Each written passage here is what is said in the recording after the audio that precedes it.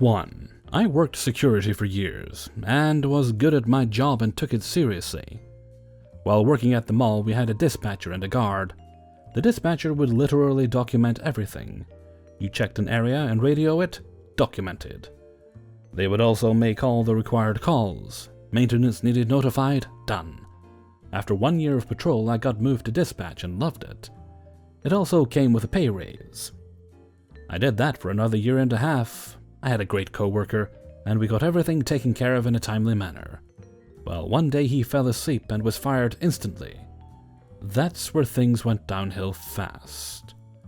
A new person then gets hired. She's a friend of the director. A special friend, if you catch my drift. She comes on and starts patrol. After day 1, she says she can't walk that much and I need to do her job. I tell her my title is dispatcher and it's her job to unlock the doors. She says, "Well, I guess they just won't get done." We get phone call after phone call of workers trying to get inside. I get up to go do it and a supervisor comes in and asks why the doors are still locked. I advise what happened and they say, "Well, you need to unlock the door sooner, so go." I'm dumbfounded. It's her job and I have to do it? Eventually it comes to the point where she can't even drive the car around a lot for some reason. She ends up sitting in dispatch because she can't do the job, and if it doesn't get done, it's on me for some reason. I was still getting the extra money, but was doing regular patrol again. She then falls asleep while I'm out riding. I approach a vehicle in the lot, and they hop out wanting to fight me. All we are armed with is pepper spray. I radio her, asking to call law enforcement, no answer. Attempting to radio her multiple times, no answer. This guy was 3 feet away from me and was angry. I hop in the car and call the police, and he tears off. When I make it back to the dispatch room, she's there sleeping, mouth wide open, passed out. I record a video of it. I attempt to wake her again, on video, no answer. I had to bang on the desk to wake her. I'm done doing 2 jobs. At that point, I was still entering all the data for dispatch and patrolling. I take the evidence to the director and say we need to do something about this and explain what happened. He says, "Stop pestering her and do your job." I said, "Fine. What job do you want me to do, dispatch or patrol?" He said, "Patrol, because she can't." Okay. Cue malicious compliance. I start doing my job of patrol at 100%. She was sleeping at the desk and I had the police on speed dial, no longer relying on her. I take care of the whole mall to a point everyone's happy again. Everyone except her company, who's asking, "Why are you not doing your rounds? They are not recorded in our data. Or why are these alarms not being entered in or this incident?" I tell them to check our fobs as we have scanner tags to prove my job is being done perfectly. I advise them that data entry is dispatch's job, but the director doesn't mind her sleeping on duty. They were shocked. I continue my job using the radio occasionally, to which she never answers. Finally, mall management starts to get upset because she's calling for stupid reasons and not calling for good reasons. I was no longer telling her when to call, so she was doing it all wrong. They put her on patrol for a day and she wrecks a car. Instead of firing her, they put her back in dispatch, where she continues to do a horrible job and still not entering data like she's supposed to. I start looking for a new job and get a better paying one doing ambulance dispatch. I approach the director one final time and lay it on the line. I like working here. I love dispatch. I want a reason to stay, but if you don't fire her for sleeping like you did my original co-worker, then this is my 2 weeks' notice. He takes my paper and says to turn in my uniform at the end of the 2 weeks. The ambulance job ended up being even better, so I'm glad he did. I still had friends at the mall, and I checked in from time to time. When I left, the doors were not getting unlocked, patrols were not getting done, and phones not being answered. The director was fired not long after, and the new director found a new job before he was going to let her go. She still works there, possibly doing dispatch and sleeping like always. Someone was shot at the location a few months back too, on her watch. 2. Back when I was still in university, I used to work for a hotel to make ends meet. When I started, the hotel very urgently needed new personnel. So I cut a deal with the old owner about getting to choose and pick shifts, so I could visit my courses and exams. Speaking some extra foreign languages, I also got a little bonus each month on top. The old owner was a great guy. He owned multiple hotels, so I rarely saw him. But when he was in the house, he always made a point to have drinks with the staff, chat with us if we were free. He even invited those of the front desk to fancy restaurants who were not on shift.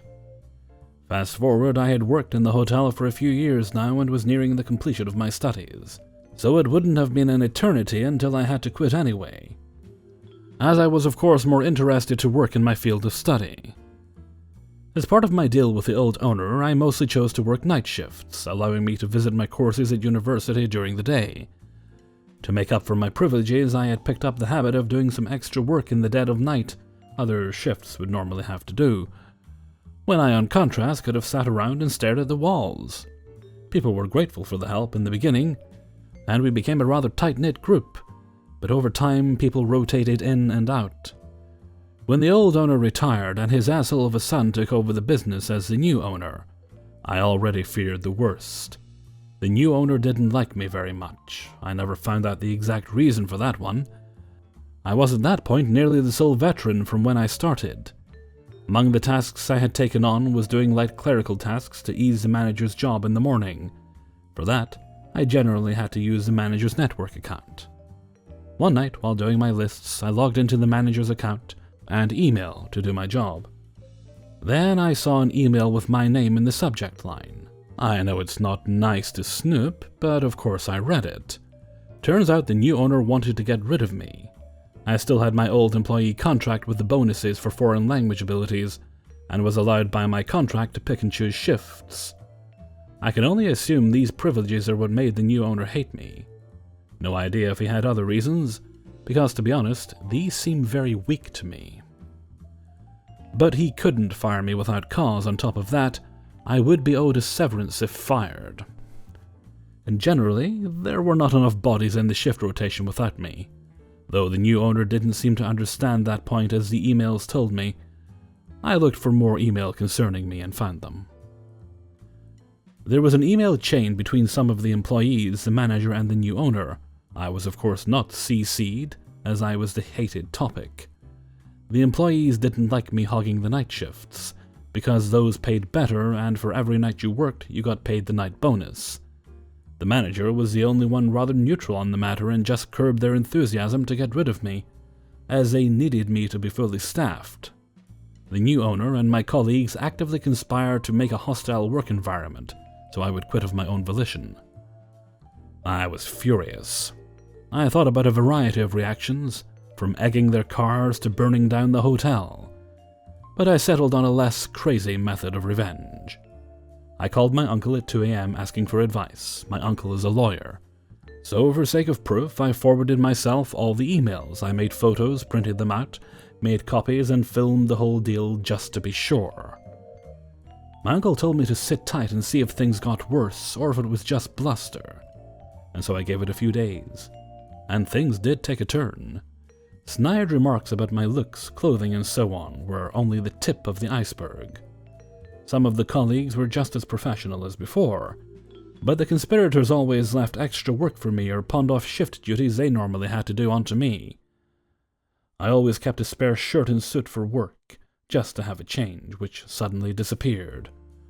One guy even started to threaten me with violence, but I kept clenching my butt cheeks. I would not give them the satisfaction of saving on the severance or giving in. I am a big boy after all. I did, however, stop doing any extra work I was not obligated to do, which in the end was the reason they used to fire me. They still had to pay me severance. The next day, my uncle, with bundled proof of the email and all documented harassment by my colleagues, served the hotel my lawsuit. It started with wrongful termination and ended with harassment. Reportedly, the manager went white as a sheet when he realized where the emails must have come from. The new owner had been on vacation and had to cancel his expensive vacation in France to deal with this. Their counsel advised them to settle, so I accepted my severance and a hefty bonus on top, enough money to last me until the end of university without work. But that was not all my revenge. I had gone after the new owner's money, But in the next step, I went after the hotel.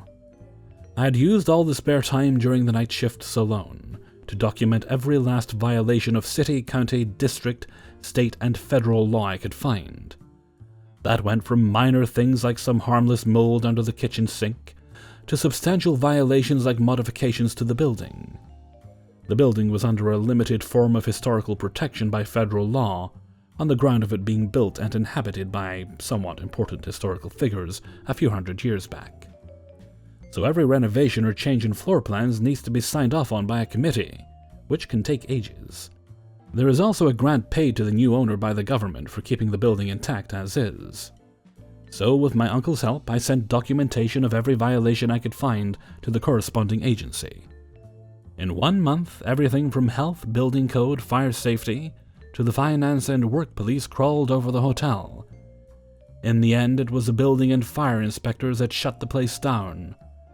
The new owner had done substantial renovations over the top floor luxury apartments, which he used when he was in town. So the new owner had to pay back the grant, pay fines for unauthorized alterations to the building, endangering his guests because something wasn't built right according to fire code, and had to close down shop until the building was fixed. I also tipped off a friend who had studied journalism and worked at a local paper. The paper ran an article and all the violations accumulated, which tanked the business once it had reopened, as the newspaper article had led to horrible reviews. In the end, to afford all the fines, repayments, and building costs, the new owner sold the hotel. And the cherry on top, all the assholes who had tried to harass me out lost their job. Granted, the people who didn't do anything to me lost their jobs too, but didn't do anything to stand up for me or help me either, so I don't feel too much worse. And the revenge cherry on top was that the new owner, whenever he was in town, used to bring home escorts, which in my country is not illegal. But he was married. It took some doing to get that information to the new owner's wife, but one of my former colleagues, who had quit before this had all happened, had her email. So I let her know what the new owner was up to when he was out of town. I don't know exactly what happened, but they did divorce in the end. Make of that what you will. 3. I used to work for a plasma collection center back from 2008 to 2010. Even though I was a certified phlebotomist, I was placed up in reception and I slowly worked my way up to senior receptionist and trainer. I was also training for quality control and was known for keeping detailed notes of issues that were in need of fixing and training, which I would forward on to management. Some of the things I'd keep track of were violations of FDA, GHA, German Health Authority since we were run by a German and Swiss company, as well as OSHA issues. Because I wasn't seeing anything being done, I eventually stopped reporting issues to avoid being labeled a troublemaker, and just kept time and date info. And if I could, I got pictures with date stamps to cover my own ass in case something bad went down. Fast forward to June 2010, and I was talking with one of my co-workers about the proposed cuts to benefits and the high turnover rate at our center. They were complaining to me about being afraid to call in sick because others had been fired for it. And I mentioned that they were putting donors in danger by us being sick since we aren't allowed to wear face masks unless we were in the back in the donor area. And even then it was clear face shields to prevent getting hit if someone leaked on us. Without thinking about it, I talked about how unions protected against this sort of thing in other medical fields, and how that might be something we should consider to help protect us. My coworker got weirdly quiet, but I figured it was because I was talking about a subject most people didn't like talking about. Nothing really happened until about August, when another coworker grabbed my ponytail while I was working with a donor and yanked down on it, jerking my head back.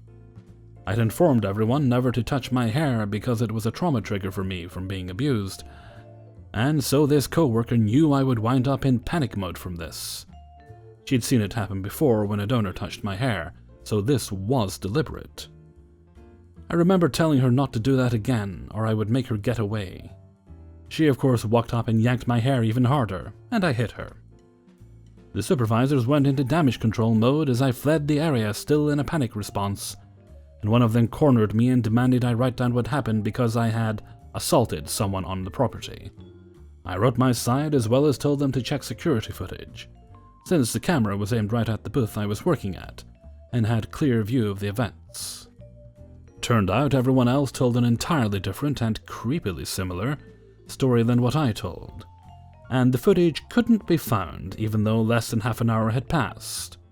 I was fired for assault less than an hour later and escorted off the premises after being given 5 minutes to clear out my locker and get my belongings.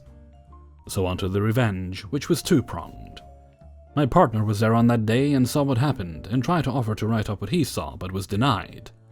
So the next time he went in, he wound up being screened by the co-worker who yanked my hair, who didn't even get a write-up for assaulting me, and asked her loudly enough that the whole reception area could hear, "So, how's those 50 shekels of silver, Judas? Was it worth it?" Which left her in tears and another person had to finish screening him. He wound up being banned for 6 months for his attitude, but he claims it was more than worth it. While this was going on, I had been reaching out to the previous organizations and departments that oversaw plasma donation and collection, the FDA, OSHA, CDC, GHA, and the like. I informed them of the fact that we always cleaned prior to an inspection, but we didn't keep things that clean day to day, and suggested a surprise inspection should be in order. I also handed over copies of everything I'd collected and tried to report, but always got shut down.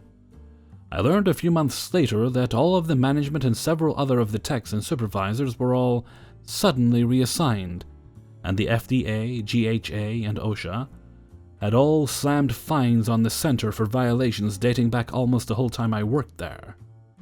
For those wondering, this is a US-located center. The company was started in Switzerland, is reviewed by the German Health Authority, and was then bought out by an Australian company but runs centers in the US. The company is also very anti-union. A receptionist at the plasma center is way different than a receptionist at a typical office.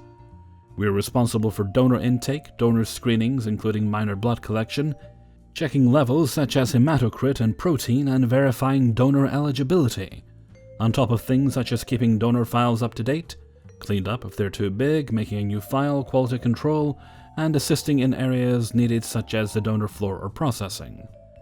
And that's on top of filing and answering phones when able. I was up front with my bosses and co-workers about my PTSD and triggers, due to past experience with trying to hide them and turning out badly outside of work. Yes, my partner's comment was more petty than anything else, and for those wondering the meaning behind it, she was saying she sold out someone she claimed was a friend for a reward of somewhat. 4. I work in a library, almost done with school to become an actual librarian. Right now I'm just reference staff. I mainly do shifts at the desk, answering questions, checking out materials, etc. It is very important that if you are scheduled on the desk, you must remain on the desk the entire time, and you must call in backup even if you're just using the bathroom. This is because our cache is in the drawer at the desk along with Wi-Fi hotspots. Open computers with patron information, cell phones both lost and staff's, and an array of other very expensive things that people with sticky fingers may walk away with. My library is in a bad part of town. We have a lot of people who steal either books or computer keyboards, or even just toys from the kids area. Our cash drawer has upwards of $1,000 in it at any given time. It's a very big deal to pay close attention to your surroundings and not leave the desk unattended for even a moment. Not to mention the library's policy of no patron left unassisted, no matter what. Enter the Big Boss and my malicious compliance. Big Boss is library director, the very top you can get. She hasn't worked in an actual library in at least 20 years, having been doing the corporate side the whole time. She's a little rusty on policies. When she shows up, we're all supposed to grovel at her feet and obey her every command, because she can fire us like that. It's my desk shift. Unfortunately, our aide that does shelving has been out, so all of our shelving carts are full. We've all been chipping in when we aren't on desk, but returns keep coming in and there isn't enough time. Big Boss doesn't like this. She says it looks unsightly. She sees me. "Better get some shelving done," she says. "I will," I reply, "as soon as I'm off desk." "There's nobody here," she says, ignoring the people who are very much here. "Stop being lazy and do your job." "I am doing my job, ma'am," I say as nicely as I can. "However, I cannot leave the desk unattended due to theft, and if I leave, nobody will be here to assist patrons." "Nobody steals in a library," Big Boss insists. I open my mouth to argue, but she holds out a hand as if I am some plebeian that dare to speak to the royalty. "I know how a library operates. You aren't even a librarian, and I have been a librarian, manager, and now the director. I think I can decide what's okay. Now get this shelving done. You're making the branch look bad." "You want me to leave the desk and shelve instead?" I ask, wanting to clarify. She scowls. "That's what I said," she snaps. "Go!" Alright then, I shrug and stand up, walking toward the shelving cart and beginning to sort. I wheel away a cart of fiction, ignoring the patron waiting at the desk for help, because I have been directed to shelve, and the big boss knows how libraries work. I'm shelving for about 15 minutes when my manager comes storming up to me, furious. I never see this dude furious, so I'm bracing myself. "What the hell are you doing? You're on desk!" I shrug. "Big Boss told me to stop being lazy and shelve," I say. My manager looks confused. "Did you explain that you're on desk?" he asks. I shelf a book. "Yep," I say. My manager walks away. I continue shelving, keeping an ear out. I don't hear much, and I finish that cart, so I walk to the shelving area to pick up a new load. And that is when I see it. The miracle. The thing I would never have expected. A line has formed at the desk of about 20 people. They're starting to look impatient at Big Boss, who is seated behind the desk frantically trying to figure out the system she hasn't touched in 20 years. My manager makes eye contact with me from where he is standing off to the side, not lifting a finger to help Big Boss. I smile, grab the next cart, and continue to shelve. Hey, she said she knew how a library worked. After she left, my manager confided to me that she said she was going to ensure our branch gets an aid as quickly as humanly possible. He also said he eventually had to step in and take care of a patron because she struggled for 20 minutes just trying to renew a book. I guess she didn't really know how libraries work anymore. 5. I used to work in a disability shared accommodation agency. It's a job where you support 4 to 6 people with disabilities who share the accommodation. It's shift work. 2 clients per staff member during the day. 1 staff member on a sleepover at night.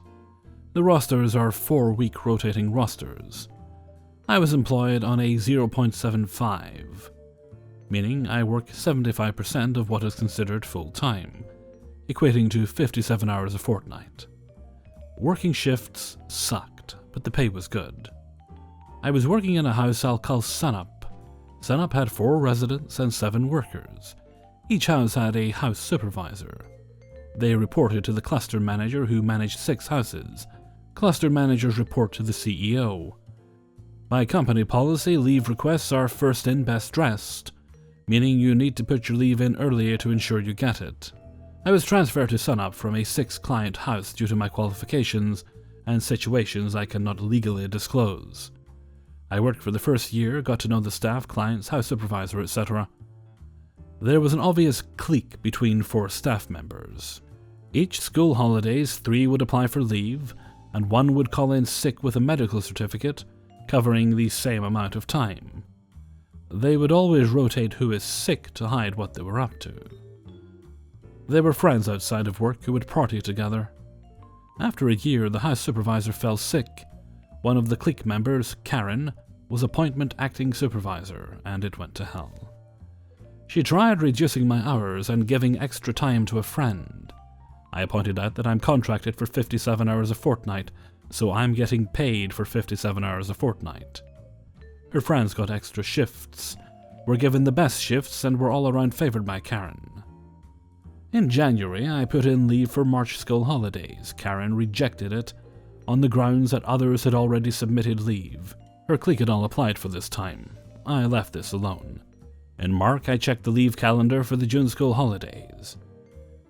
Each house had a leave calendar, so management and staff can check when scheduled leave is. It was empty. I submitted leave again and it was rejected. Karen said, "Sorry, you were too slow." Karen said that A, B, and C clique already submitted leave. The next day, the leave calendar showed this. In May, I checked the Christmas leave calendar, put in my leave, and sure enough, got the same result. This annoyed me as I have a family that I wanted to take on holiday. I spoke to the cluster manager, also part of the clique, who said there is nothing I can do. Note I had no leave taken in 2 years. January the following year, the clique was on holiday. We had a gastro outbreak across our facility, so we were short on staff. All available staff, including CEO, were covering shifts. I was rostered on with CEO one shift. During the shift, he said to me, "OP, you have a bit of leave accumulated. You should probably take some." I put in 3 requests last year, all were rejected, as others apparently already applied for those dates. "Let's lock in your leave now." "Okay, how about 4 weeks over Christmas?" I filled out the form, CEO signed it off. He filled out the leave calendar and put my application in Karen's pigeonhole. I was on sleepover that night, so I took my application, photocopied it for myself, and replaced it under the mountain of paperwork in her pigeonhole, knowing she wouldn't see it for a few months. In March, I checked the leave calendar. I noticed my Christmas leave had disappeared, replaced with Karen, A, B, and C. I didn't say anything as I had a leave form with CEO's signature. Fast forward October, original house supervisor passed away. Acting supervisor was appointed permanent supervisor by the cluster manager with a mandatory 3-month probation. December comes around, first week of my leave. I get a call from Karen. "Where are you?" "On leave." "I didn't approve any leave. Get your ass to work now." I come in. Karen chews me out, stating that she didn't get an application form. Karen went on to say, "Even if you submitted it, I would reject it, as you know by now that we always take 2 weeks in December and January." She wrote me up for insubordination. I worked that shift. When Karen left, I emailed the CEO, filling him in on what happened. He called a meeting of me and Karen. "What happened?" Karen cut me off. "OP took it upon himself to approve leave. I wrote him up for skipping work." "Actually, I submitted leave in January while you were away." "No, you didn't." "Yes, he did. I approved it and added it to the leave calendar." We already had 4 staff booked on leave." "Show me the leave forms." "I destroyed them." I hand Karen a copy of my form signed by the CEO. "OP is on leave and I'm going to sun up, and I'm investigating this situation." "OP, my apologies, go home.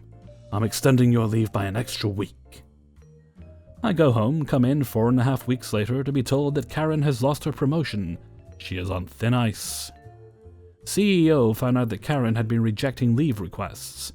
She shredded my request without looking past the date. She deleted my leave from the calendar. The CEO told Karen that this borders on fraud.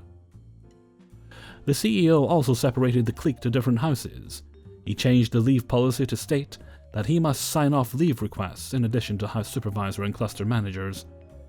He ensured that all staff had access to prime leave dates. Karen was fired 2 weeks later for failing audit requirements.